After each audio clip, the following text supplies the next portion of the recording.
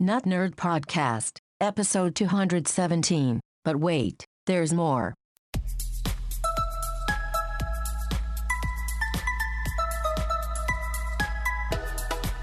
Welcome to the Notnerd Podcast. I'm Nate Heath, and we're here to help you tech better. We've got tons of stuff to go through today. Here with me, as always, Mr. Dave Baylor. Boom, boom, boom. I cannot wait to hear about your trip. Yes. Cool. Ooh, a little teaser for a few seconds from now. That'll be.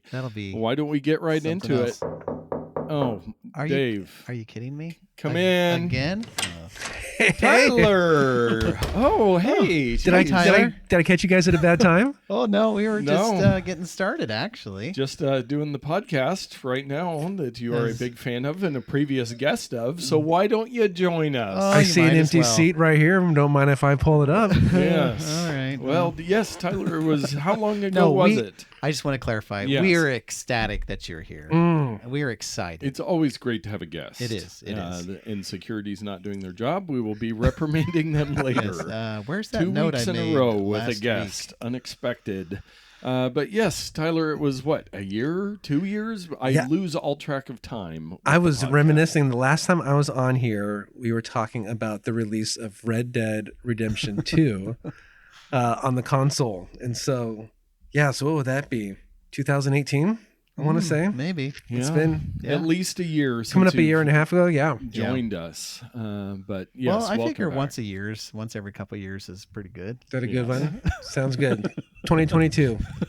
I'll be back. Hey, there's plenty of guests that we have, or people that we have promised a guest spot to, and that have not made that work yet. But yeah, I'm trying to think who. I haven't really promised. There was a couple of international leaders that we talked to at some conferences and those type of things. But some tech luminaries. Yes, yes, of course. That we're still working on. But still trying to get Tim Cook here. But yeah, that guy. guy. Soon. He's got a busy schedule. He does. He's hanging out with Trump. But as I mentioned, you were on a trip. And you got back recently. Yes. Last week, I made my first trip to the lovely vacation town of Las Vegas, Nevada. Yeah, bring your family. Yes. Bring your kids. It is crazy how many families are there. Vegas has definitely turned into a much more family-oriented.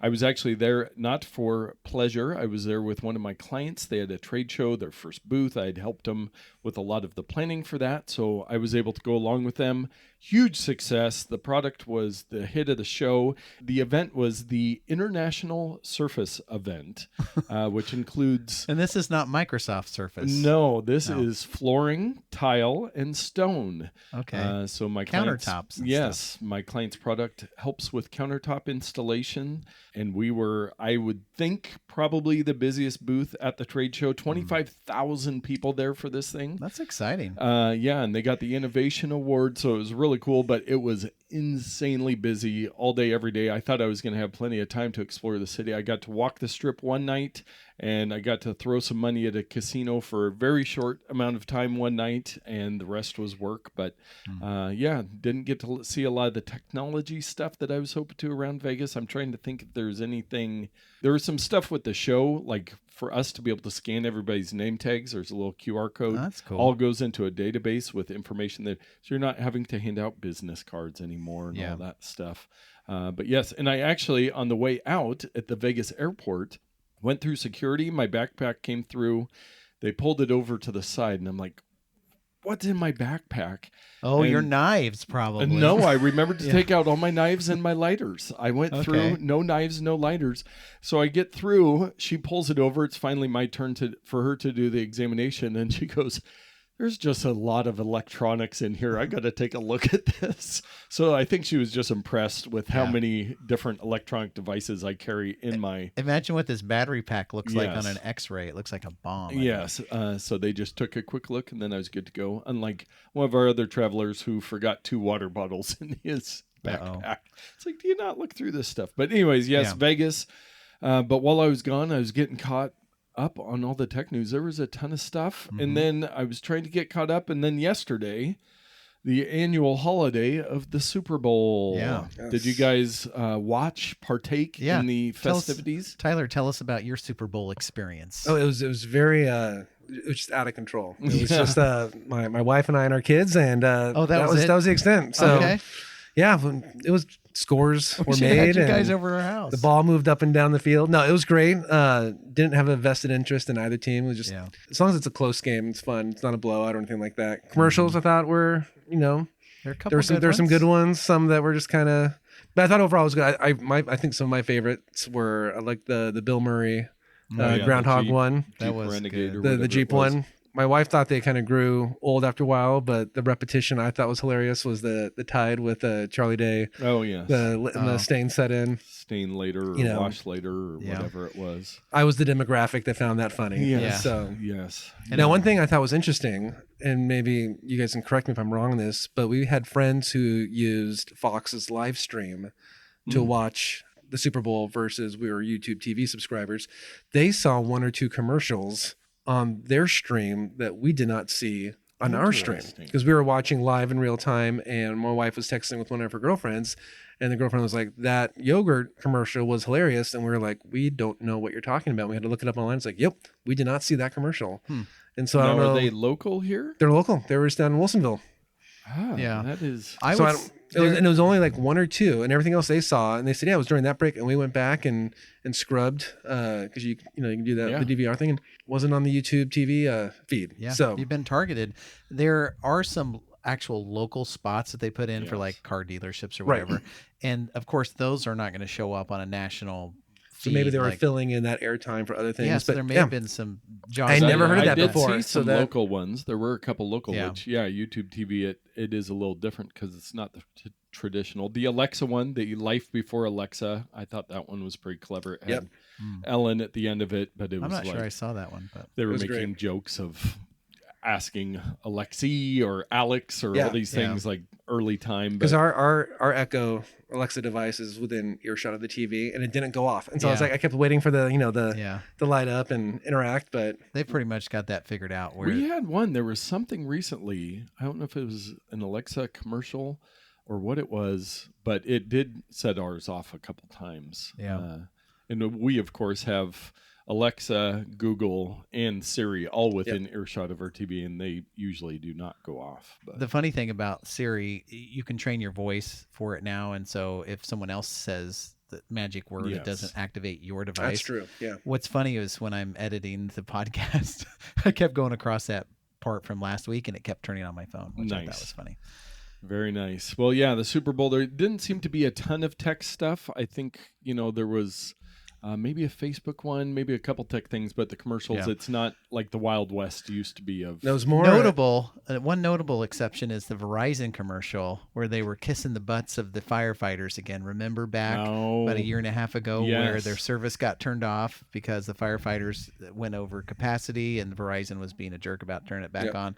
Now, every commercial they do is like, we love the firefighters, and they're the best thing since sliced bread. I was surprised with the new Mustang and the new Hummer, a lot of electric vehicles coming out. Or there are more teasers, like with the reveal coming out in the coming months. Audi, I believe, as well, with an SUV on the electric. So, there's a lot more of that coming out. Well, some possibly good news. I know you're probably hesitant on this one, Dave, as you always are, but... The Department of Justice has filed actions. We talked a few weeks ago about some new laws that they were passing against robocalls. So this is the first of its kind. They have actually filed actions against some of the telecom providers, telecom carriers who facilitated hundreds of millions of fraudulent robocalls to American consumers. So maybe they are moving forward. We're going to sit on the edge of our seat and wait as Dave. Yes, we shall wait and see. Yes. It's all big talk. It's probably related to hush money and elections. We'll see if something ever really happens. Yes. Waymo, which is one of the leaders in the autonomous driving, they are partnering up with UPS for package delivery. So they're going to start doing some programs, and Phoenix, Arizona is famously, or not so famously, very pro-autonomous vehicles. Yeah. Their laws are very loose, so a lot of things are happening there. Well, there's a lot of slow-moving people there, so they can adjust for the pedestrians. And it's hot outside, so you Yeah. don't have a lot of pedestrians. So it just makes sense. But they're going to start doing that with these, minivans, autonomous, load up the UPS packages, move them around. Yeah, I think And I think idea. that stuff's going to start moving pretty fast between electric vehicles and the autonomous stuff. I think next couple of years are going to be pretty exciting on that. I look forward to not having to drive anymore. So one question I have about that, you mentioned about package delivery. Last month, I installed an aftermarket smart garage door. Oh yes, on our motor, and part of that partnership is with the Amazon Key program. yes. Do either of you participate or know people who do that? Essentially, it syncs to your Amazon Prime account, and so whether it's a UPS, FedEx, or a third-party delivery, they get a one-time security code to open your garage door to put the package in your garage, and then close it, and then it resets. I have not enabled that yet. I've not tried that. I don't have an electric garage door, so. Oh, I have not tried that because there would not be room for the smallest package in my garage. Yeah. Packages would fall out Yes. onto the sidewalk. Yeah. I feel like in order to do that, I would want to also put in like a Wise camera or something like that Yeah. in there Yeah. to see that, because we don't often lock our door from the garage into the house. And so Yeah, there's yeah. those Oh, security that's good to questions, know. things Okay. like that. But, Yeah. I thought you mentioned that with the UPS and smart deliveries and stuff like if anyone would know, I thought I'd ask you guys. Yeah. But- We haven't Yeah. tried it yet. I think if I had more of a problem with porch pirates or something like that, I mean, it just makes sense Yes. where it's something that you already have, that if they create a good system for it, to be able to just drop it off in the garage, know it's safe, know everything's good. Mm-hmm. Obviously, they've got liability on it, so they're going to try to make sure that it works well. Again, that's another thing. It's, we're never going to have to leave our bed. You won't have to go out and get your That'd be bed. great. Could they just bring it up to me in I want bed? my Wally chair. Yes. Oh, they're coming. They are coming. Drone news. We always love some Yeah. drone news. UCSD, University of California, San Diego Hospital has started drone delivery. So Yes. another delivery thing. We've talked about this before, where this can be very helpful, especially in high congested areas. But they have some drone now. Yeah, they're partnering with Matternet, which is operated by UPS. And this specifically, the use case here is to fly blood samples to and fro instead of sending them on a truck, which could get delayed in traffic. And then if it's a refrigerated item, it would expire. Yeah. And so if you could quickly fly a blood sample across town for a specific thing that's time sensitive outside of pneumatic tubes, which Yes. is not really useful across town. Yes. Drones are the number one way to do these type of things. Yeah. They can be controlled by the government. They can be integrated with the FAA, hospital point to point, where there's flight routes and everything, where everybody knows where these devices are going back and forth. I just think it's a win-win. Even on a hospital campus, I can see this working from building to building Yeah. versus across town, because some of these hospital complexes are enormous, and it could take 20 minutes to walk from one end to the other. Elevators and this Yeah. and that. You think OHSU in Portland. Oh, I it's mean, that, built on a mountain. Yeah. Yes. And so if you could just quickly go from rooftop to rooftop in a matter of 30 seconds, I could see that saving a lot of time. And and the investment is very small because drones are commercially developed now. They're easy to buy. They're easy to operate. So I think it's just another example of drone technology that's going to make our lives better. Yeah. I like that.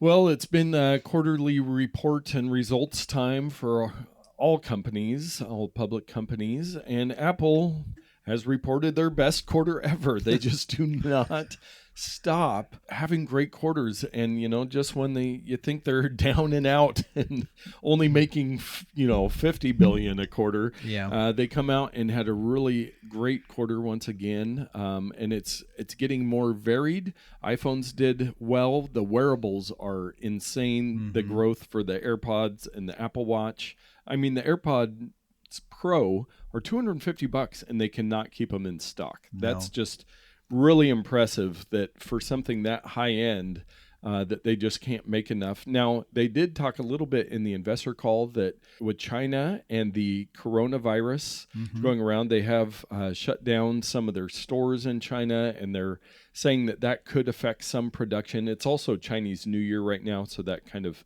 throws a wrench into getting work done. But so this is for what Apple calls Q1, but it is what calendar-wise is Q4. So the holiday quarter, where of course it's always their best quarter. They sell a ton of stuff, Christmas, and Macs were down a little bit. They had the new MacBook Pro 16, the one I bought, so I helped those numbers. But that's a pretty high-end computer. It's not really the wide consumer. And the new Mac Pro, those barely got shipping in time, but those are pretty limited products, whereas... iPhone 11, which is selling like gangbusters, not the Pro version, but just the standard 11, everybody's got those now. I know. Yeah.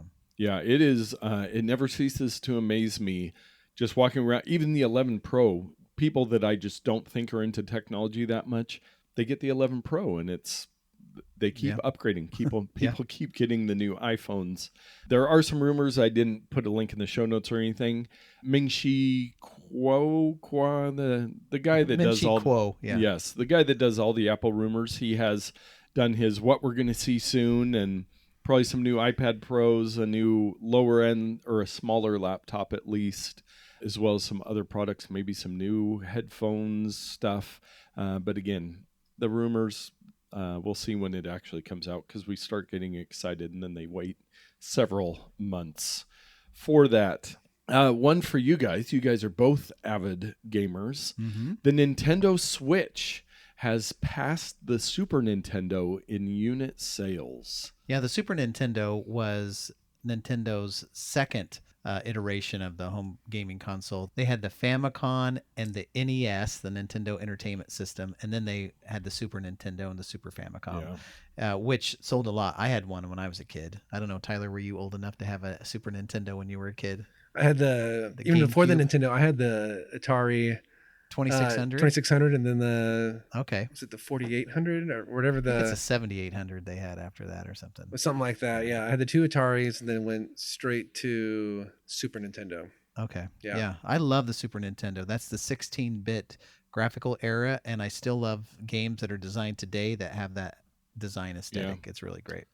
They're doing well, and I've heard people discussing this over the last week on podcasts and so forth, and they are saying that, the Switch is just a killer product because it works with the TV, it works handheld. Yeah. The flexibility of it is pretty impressive. How does it compare to the Wii? Remember, the Wii sold lots. Okay, so I have it up here. So the Nintendo Switch, as of December, have sold 310 million units that have been... That's software. 52. Well, that's the software. Sorry, 52.5 million to date. Yeah.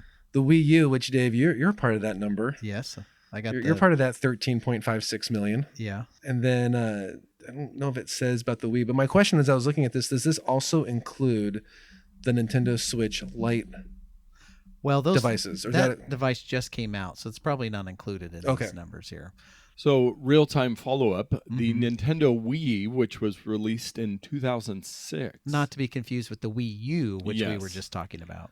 Has sold 101.63 million. So, the Switch still has a ways to go. The Nintendo DS, 154 million. The Game Boy and Game Boy Color, 118 million. The PlayStation 2 is the all-time top, though, with 155 million units sold. Well, the Switch has only been out for a couple years, and it's sold 52.5 million so far. So if it's out a couple more years, and what Nintendo is famous for is like with their DS, they'll have the DS and the DS Lite and the DS whatever. And so if they count up the cumulative numbers for those consoles, the same thing happened with the Wii. They had the original Wii, then they had colored variations, they had box variations that came with games. And so if you look at the cumulative numbers, I'd say the Switch is well on its way to breaking Nintendo's records. But the Wii, everybody had a Wii. Yes. Everyone. And if you're wondering, the NES Classic Edition, which was the first one, is 2.3 million. That's not very many at all. Mm-mm. But it was so early in gaming, it just wasn't...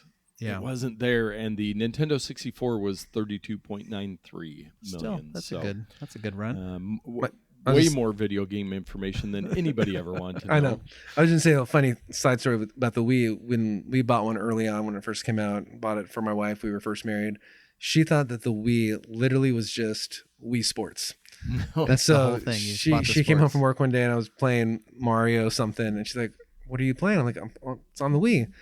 She's like, "Wait, what?" I was like, she literally thought it was just bowling, tennis, golf, and whatever the fourth sports was on Wii Sports. And I was like, oh, sorry, hon. It's so much bigger than that. Yeah. So You've only sorry. This is the corner of the tablecloth, my dear. And another quick point: Jared just posted today in the Notnerd group that they their family just acquired the Ring Fit Adventure for Nintendo Switch. I want that. And they said so far so good. They're having a lot of fun.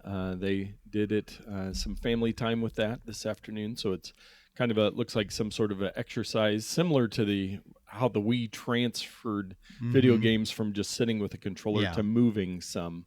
Well, if you guys like video games and you want Tyler and I to talk more about video games, then we can start a podcast. Yes. I've tried several times with several people, and they move away or they get busy or whatever. So maybe that's something we need to do in the future. Yes.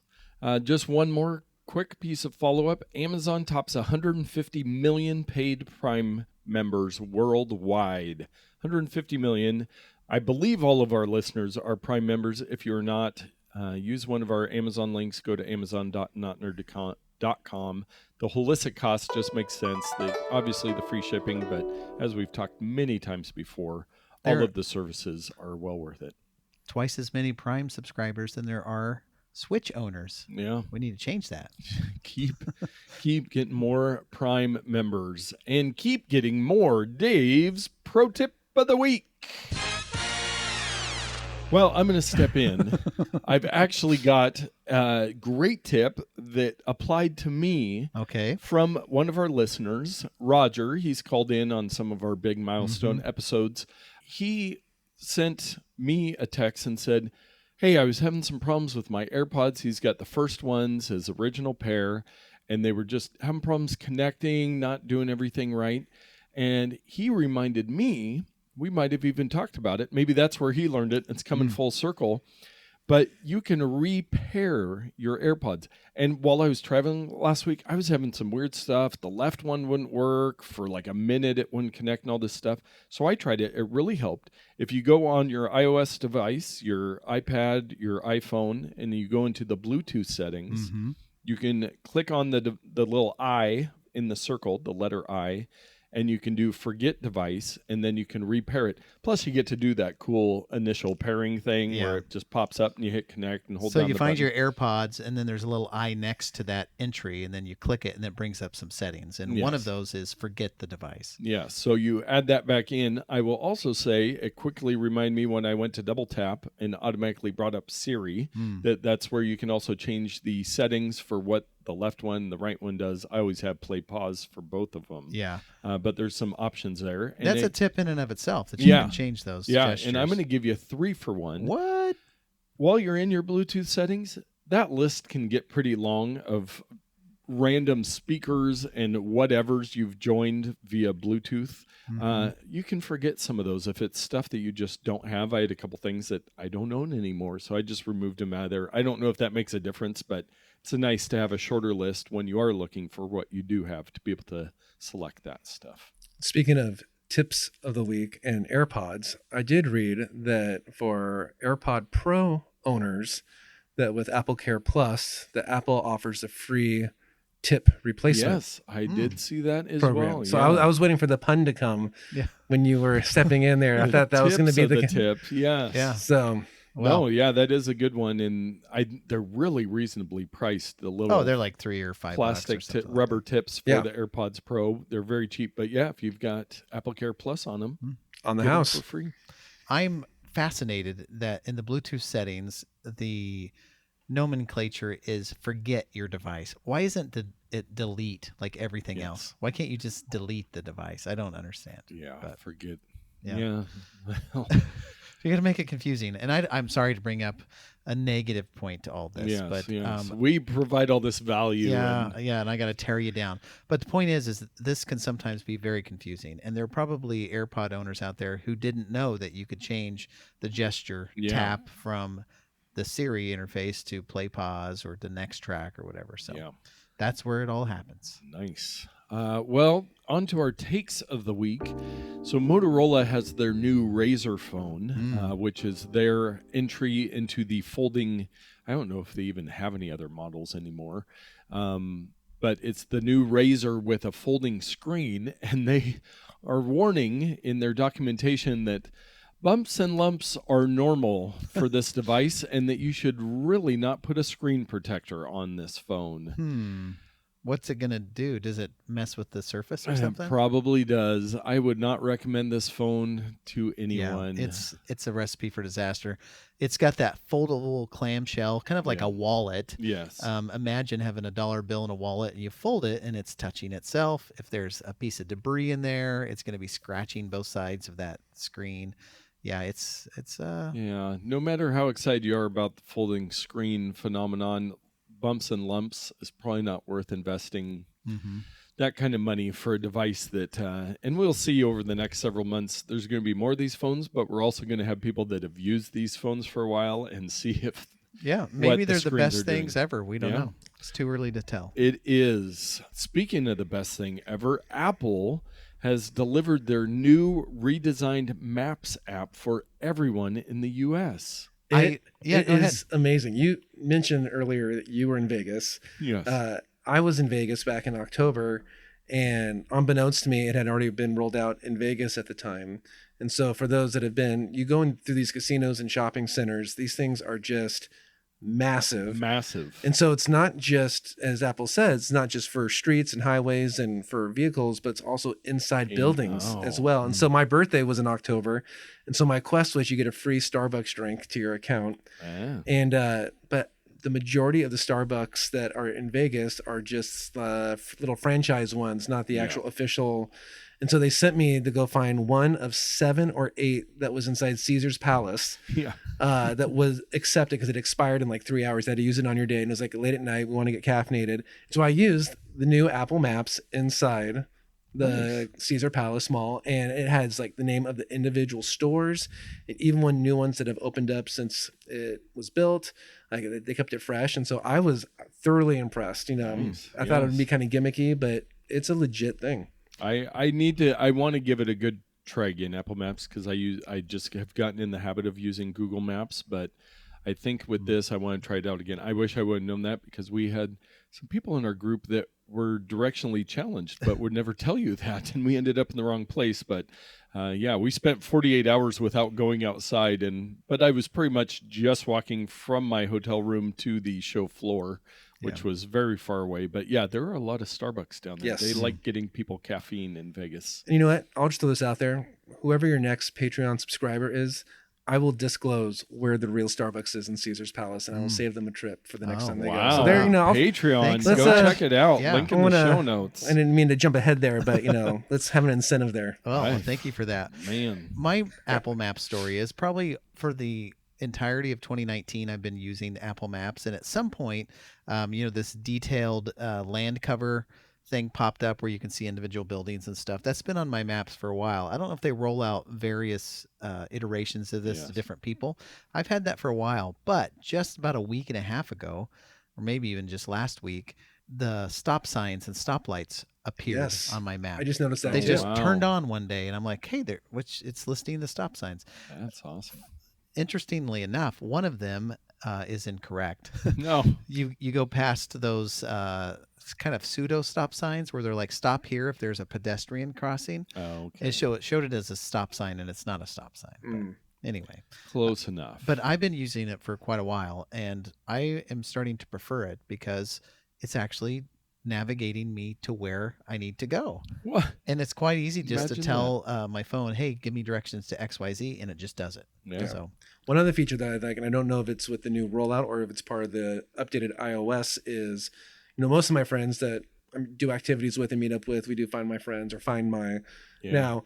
But I had a lunch with a friend the other week, and he used the Share ETA function and so it not only shows me in real time, similar to Find My where he is, but I happened to get there about 10 minutes earlier, got a table. It alerted me about 2 minutes out that your friend is really close, so it's not just like, did he leave yet, or is he still at home? Or so that is a cool feature. The only thing I found out about, because I was like, well, I want to try this with other people, like my wife or other friends, whatever, is that you only do one at a time. So like if you're going out to meet up with a bunch of friends, you can't let all of them know. You got to okay, who's the responsible one?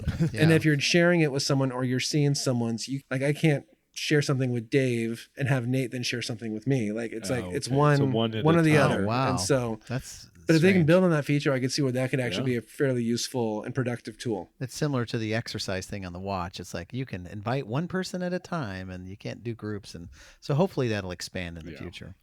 I think it will.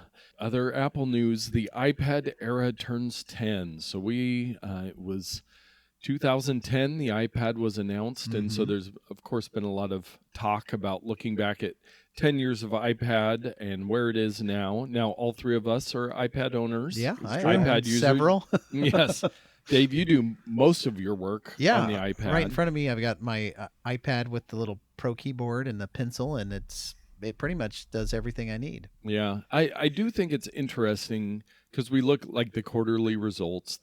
Everybody looks so much at sales, and I've talked about this before myself. I don't really care about sales. I care about usage because most people do keep an iPad for 5 years and keep forever. using it. And I think and they did actually on their quarterly results announce that they're at 1.5 billion active users for Apple. iOS? I believe for iOS. Yeah. But there's a lot of old devices, and those iPads just keep working. The new ones, they've got the cheap ones. They've got so many options now. And I think I mentioned a week or two ago, a friend of mine was getting rid of an original iPad 1, and I've found uses for it. It's still going strong. I mean, there's nothing wrong with it. Software's not quite updated, but it's a little slow, but a little still better than those Fire tablets. Yeah.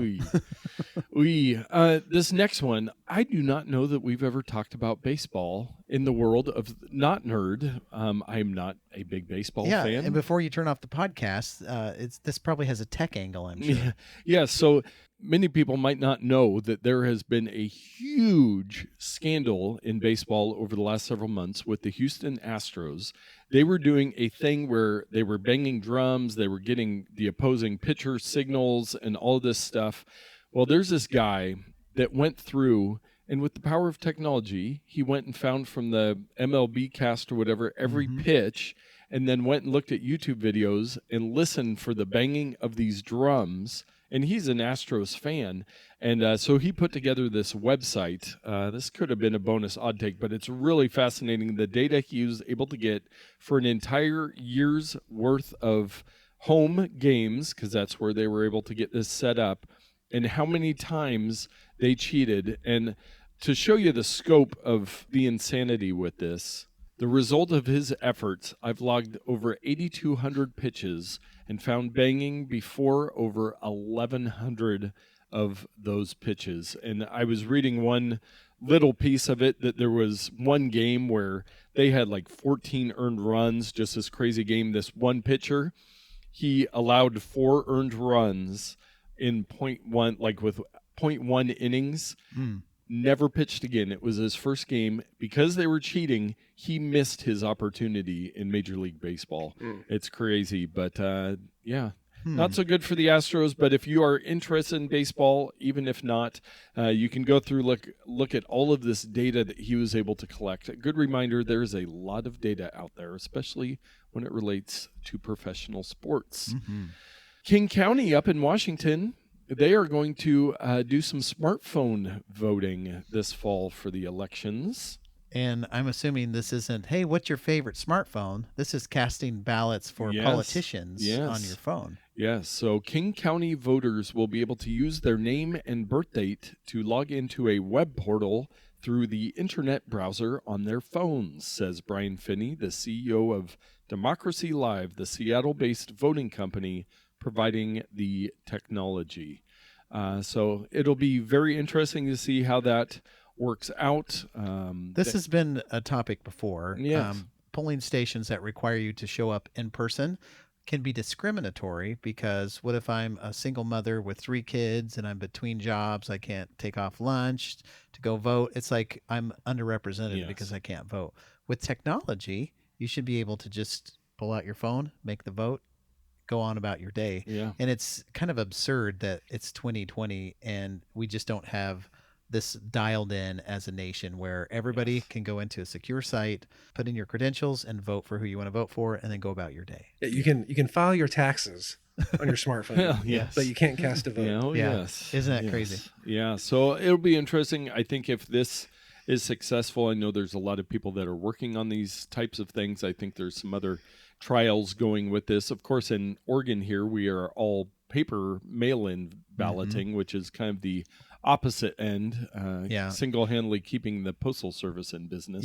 But it's kind of a happy median because you don't have to be present. You can still do it from home. Yes, it allows you to do it on your time, which I like that. Me too.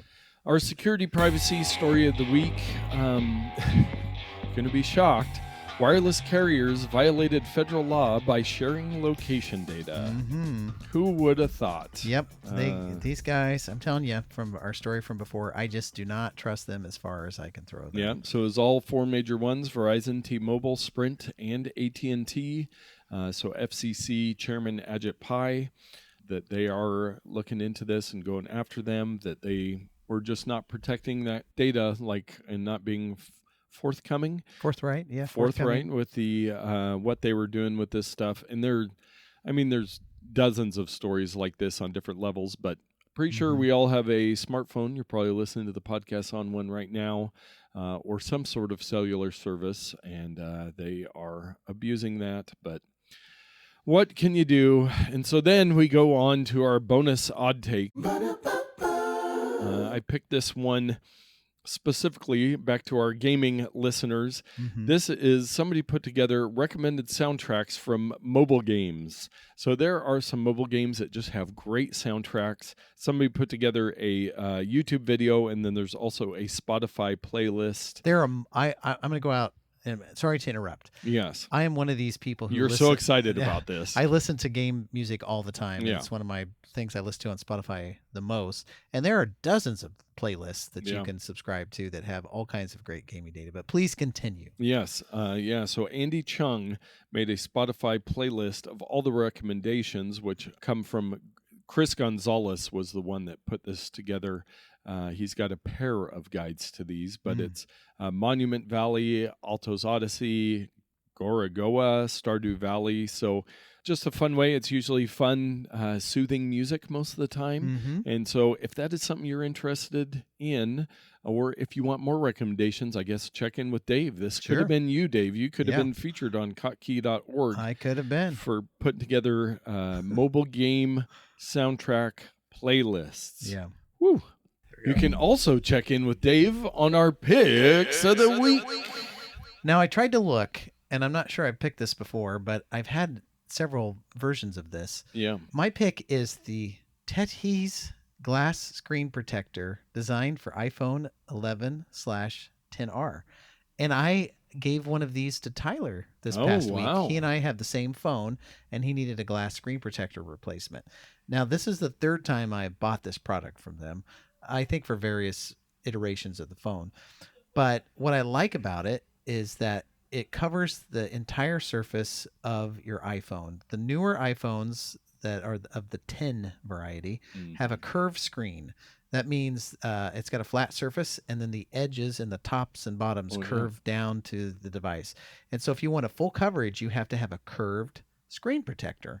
And that's what these do. The very edges of them has a plastic or a glass. I don't know what it's made out of, but it curves down around the edges of the glass. And I cannot tell you how many times I have dropped my phone right on the corner and it's chipped my screen protector, but not my glass. Nice. And then my daughter did not have the style, dropped her phone right on the edge, and it shattered her screen. And so my anecdotal evidence is that these are more protective than just a regular screen protector because they go clear around the edge of the device. Anyway, they're not expensive. They come in 3-packs. And what's great about these is they come with everything you need, even including a frame that you put over your phone. Yeah. And then you can drop the screen protector on the inside of the frame, and it aligns it perfectly so that it's not crooked. They come with tools to clean your screen, little stickers to take off any lint that may have fallen on there. So anyway, I love them. Tyler, have you had an opportunity to install the one that I gave you? I have not installed it yet because I was going to do it, and Dave was like, the best place to do it is actually in a bathroom after taking a shower where there's steam. The moisture helps get a nice clean install. Yeah. It removes. And you have not showered since you And I have received not. it. I'm waiting. I'm waiting for that right I moment. gave that to you for like a month ago. No. It's a leap year, so my schedule's off. Yeah, that's a side pro tip there is if you are in a room that is steamy, it cuts down on the particulate matter floating through the air. The water droplets absorb it or do whatever. I'm not understanding the physics of it. Maybe it takes the electrostatic out of the air. Anyway, when you install screen protectors in that environment, there's less of a chance from little particulates getting between your screen and your screen protector. So that's just a nice tip. Very nice. Yes. Lots of people use those screen protectors. Tyler, did you come prepared? I did. I have one and I have a backup in case this one has been used before, but not to my recollection. Is so my wife and I, we budget our finances each month, and so we have an allowance we give each other using the cash system, not Dave Ramsey, but something similar to that. So the issue I always run into is, well, I want to buy something on Amazon or on iTunes, things like that. How do I do that when we're on a cash system? And so years ago, when it first came out, I used the Cash app. Have you guys talked about this as a pro tip? Does it give you cash? It gives it. I use it. It's very. I thought it was just like a Venmo type service where you can just send money to another user to pay for a meal or whatever. But you can do that, and it incorporates Apple Pay, which is nice. And so you move money over from your bank account and you have it on your account each month. But what's nice about it too is that it can also do a physical debit Visa card. It sends you free of charge. You just set it up and right. And so that's nice because I can use Apple Pay on my watch and my phone still, but at the same time I can also just use a regular debit card with my allotted money on it each month and it rolls over, things like that. But then if I want to buy something on Amazon or iTunes, something that requires non-cash item, what I can do is still pay for it on our credit card or whatever, and then I go into my Cash app and I just move that money right back into my checking account. And so it's as if I spent that money. So at the end of the month, everything all balances out. But what's cool about it is they have these little little bonuses. Like chargers. I forget the exact, and they change from week to week, but you can only enable one at a time. And is it like a little coupon thing? Yeah. And so what's nice about so the one I have right now is any coffee shop, it's $1 off. Oh, a Boost is what it's called. Okay. So I went to Dutch Brothers the other day and got a normal, Americano that would be like $2.50, $2.75. It says that when they charge you, but they only took out $1.50, $1.75 off my cash card. But they have DoorDash, Nike, $5 off any restaurant, 10% off Taco Bell, Subway, Chipotle, and then they rotate from week to week what these different boosts are. And so I'm about 2 weeks into it. Huge fan of it so far. Haven't seen any pitfalls with it. So if I do find anything, I will report back. But if you're someone who likes to budget and use something that is both cash friendly, but also in a digital world, it's a great option. That's great. I have downloaded this app before, but I don't think I've ever used it because it shows. And if you refer somebody to it and they accept it, they give you a $5. Yeah. The first review on the iTunes store is, first of all, if you haven't used this yet, be sure to enter the reward coupon. Then he lists his reward coupon. So you get $5 and the person gets $5. I do something similar with my Stash application.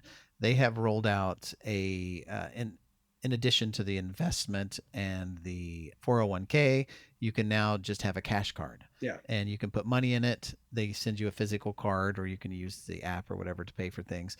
And they have a couple incentives and it's tailored toward if you purchase an item from a select vendor, you'll get stock back from that vendor. So if I go to Costco, I get 0.01% stock in Costco or whatever. So these incentivized cards are really a great way to save money, to invest money, and to get some little kickbacks that are useful. Yeah. I've heard good things about the Cash App with those kickbacks. The Apple Card, they are doing some of those as well now, where they're trying to have these partnerships because everybody's trying to. And as you were talking, I was thinking, growing up, it was like you got U.S. Bank or Wells Fargo, and that's where you do all your banking, and you have your one account. And now there are so many between Stash and Venmo and Cash, and I believe Cash is owned by Square. I believe so. I believe it's their consumer product of the Square readers that you see everywhere. There's no fee to open the account, for the card to mail you, things like that. So okay, so where are they making their money? There's if you use it as a debit card to withdraw money from your checking account because it's linked, it's like maybe like a 2% fee there, but it's like that's so minimal in the grand scheme. Like there's got to be something else that's funding this operation. And so yes, I think it is the Square. Yeah, it's owned by Square. I was going to ask you initially why you just use the Apple Card or the Apple Cash, but as a reminder that the Apple Card is a credit card. Yeah. You have to apply it. It'll count against your credit rating and all that stuff. And we have so many monthly subscriptions that come out of like iTunes, Apple Music, things like that. That when I've done the cash card thing, it uses that as your primary thing first. And so a lot of times I would a good way to gift split cards, it out. Stuff like that. Yeah. So this keeps it nice and people get the money that I want them to have. Yeah. So. Well, their incentive is when you put money in their system, they're earning interest on that money. So just like any bank, you have money with them, they're using that money to invest, to get interest on and stuff. And so that's their main incentive. Yes. Well, my pick of the week this week, and I am very sorry, Tyler, since I did not know that you were going to be making an appearance.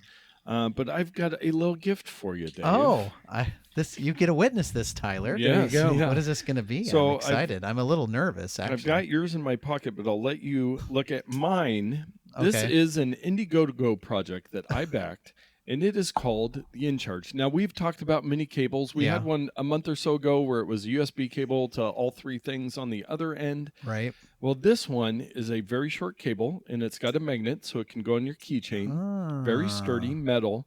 So you might look at it and go, okay, well, you've got a USB-A to USB-C cable. Which is useful. Is useful, but a lot of things now, like my laptop, doesn't have USB-A. So I just pop off this, and now I've got USB-C to USB-C, which is helpful in some circumstances. That's incredible. So that's 2 in 1. Yes. And but then, wait, there's more.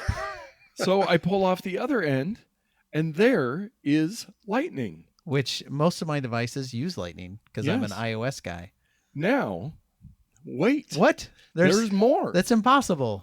This lightning is actually also USB micro. Okay. So you can use this for a lot of your devices that haven't moved to USB-C yet. And I haven't even tested that one because I was confused and I was looking it up today. I was like, this is supposed to have USB micro on it. And they're like, yes, it's part of the lightning connector. Yeah. And so, Dave, I got an extra one when I did my Indiegogo project. I really thank you for this. And I tell you, you keep going online and finding these weird things and buying them and gifting them to me. It's inspired me. I think I'm going to start doing the same thing because I'm like, hey, you want a glass protector for a phone that you don't have? Because I got 3 of them. Three of them. Yeah. But yeah, it was just a really well thought out cable. And I thought it was Thank you so much. It's called the In Charge 6.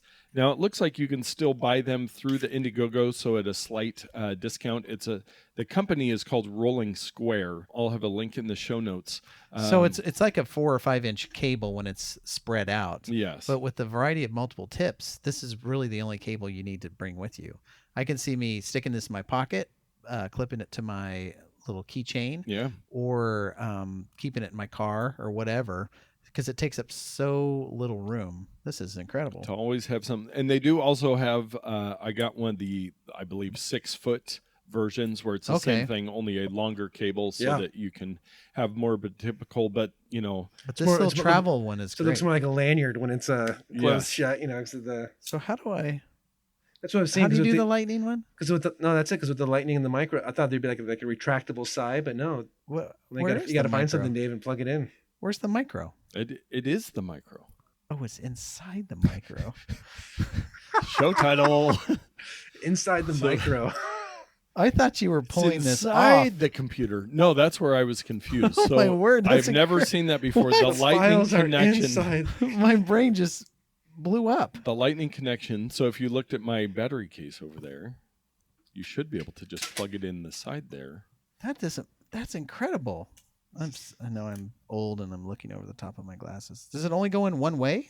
Well, USB micro does. But this isn't trapezoid shaped. Apparently it is, Dave. I feel like it goes both ways. Nate, you have baffled Dave. This is a sight to behold know what for the top is? Our viewers who can't view, actually listeners. Viewers that can't view. What do we call viewers who can't view?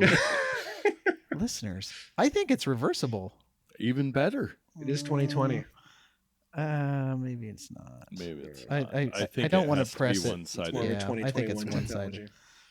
All right, please resume. That's So, incredible. yes, the InCharge 6, the Swiss Army knife of cables. And it is, as we go through this transition of USB-A and USB-C and different devices needing different things, I just realized that this one would provide a solution to a problem that I have run into and help me carry less cables, which Yeah. I am always excited about, making my backpack a little lighter. Perfect. Well, our Ramazon purchase of the week this week, we love it when you guys shop on Amazon and use our links, and then we get an anonymous report. Well, somebody went right to Amazon after last week's episode, I'm guessing, because they went and purchased the Dash Mini Maker, the mini waffle maker machine for individual waffles, paninis, hash browns, and other on-the-go breakfast, lunch, or snacks. Black.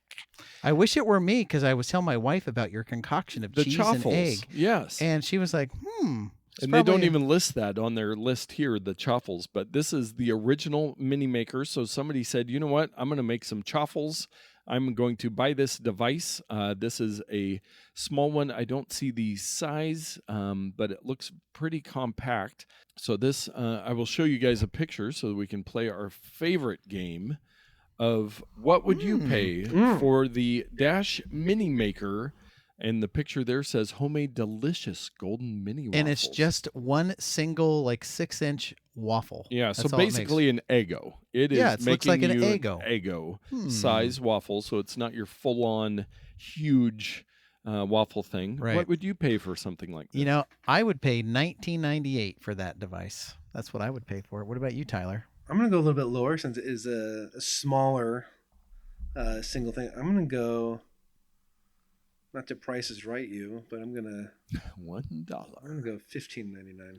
$15.99. Well, you're both off. It is $9.99. Wow. With Prime free 1 day and free returns. So for $10 to get a small waffle maker, you have no excuse. I could buy 2 of them for what I was willing to spend. And you might be going, is this some knockoff one that nobody likes? 4.5 stars on 16,023 ratings. So, I think I'm going to buy one of those. Good enough. and for me. I'm also a little confused. I see next to the ratings, we don't usually look at this. 359 answered questions. It doesn't get hot. What question that maybe that'll be our new segment is reading the list of questions, because how do you have 359 questions about a waffle maker? Probably like, does it come with bubble wrap like Michael Scott in The Office when he steps on the griddle Yes. making breakfast in bed? Oh, yes.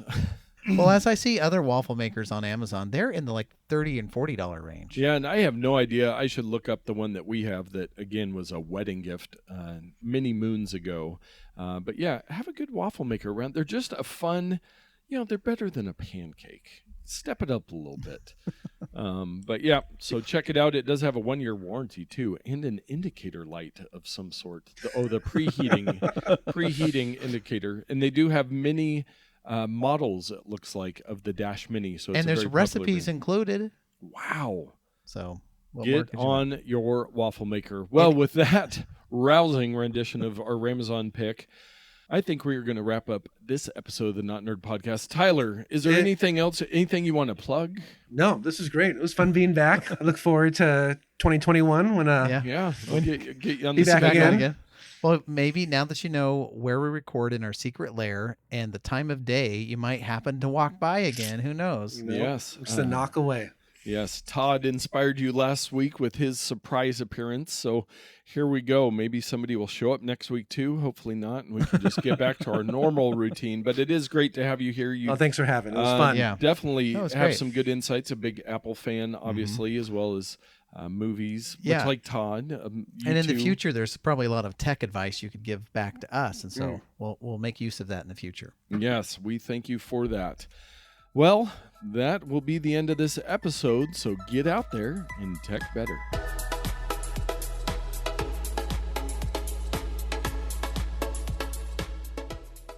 Man, I really fell apart at the end of that episode. How do talk I? Last week it was Staples. This week it's Surprise. Nate likes the shock and awe value. Yes. I don't know if you're aware of that. translates well to recording.